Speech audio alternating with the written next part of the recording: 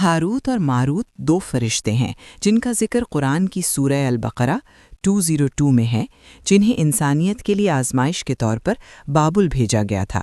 انہوں نے لوگوں کو جادو سکھایا، لیکن سب سے پہلے انہیں خبردار کیا کہ اسے سیکھنا کفر اور فتنہ ہے، کیونکہ یہ میاں بیوی کے درمیان جدائی کا باعث بن سکتا ہے، حالانکہ وہ اللہ کے حکم سے کسی کو نقصان پہنچا سکتے ہیں۔ ہاروت اور ماروت کی اہم تفصیلات۔ قرآن میں سیاق و سباق 202 میں آیت بنی اسرائیل کے سیاق و سباق میں ظاہر ہوتی ہے، جو انبیاء کی رہنمائی پر بابل میں سکھائے جانے والے جادو کی حمایت کرتی ہے۔ یہ واضح کرتا ہے کہ حضرت سلیمان علیہ السلام جادو نہیں کرتے تھے، بلکہ شیاطین کرتے تھے۔ مقصد وہ ایمان کی امتحان کے طور پر نازل کیے گئے تھے، لوگوں کو خبردار کرنے اور خدا کے ساتھ ان کی وفاداری کو جانچنے کے لیے ممنوعہ جادو سکھاتے تھے۔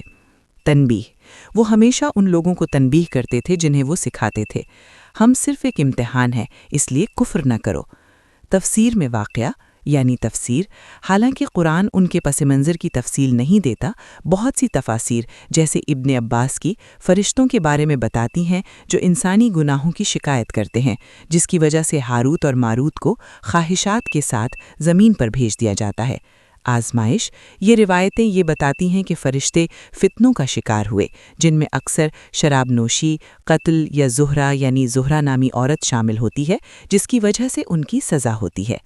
نتیجہ، روایت کے مطابق انہیں بابل کے ایک کنویں میں سزا دی گئی۔ اکثر یہ بیان کیا جاتا ہے کہ انہیں الٹا لٹکایا گیا، قیامت کے انتظار میں۔ اہمیت، یہ واقعہ اس بات پر زور دیتا ہے کہ جادو کفر کی ایک شکل ہے اور آزمائش ہے۔ یہ اس بات پر روشنی ڈالتا ہے کہ شیطان انسانی تعلقات کو خراب کرنے کی کوشش کرتے ہیں، اور یہ کہ صرف اللہ کی اجازت ہی کسی بھی نتیجے کی اجازت دیتی ہے۔ آخر کار یہ تعلیم دیتی ہے کہ حرام علم کی تلاش روحانی تباہی کی طرف لے جاتی ہے، اور ان سے لوگ وہ کچھ سیکھتے ہیں جس سے وہ مرد اور اس کی بیوی کے درمیان جدائی کا باعث بنتے ہیں، لیکن وہ اللہ کے حکم کے بغیر کسی کو نقصان نہیں پہنچا سکتے۔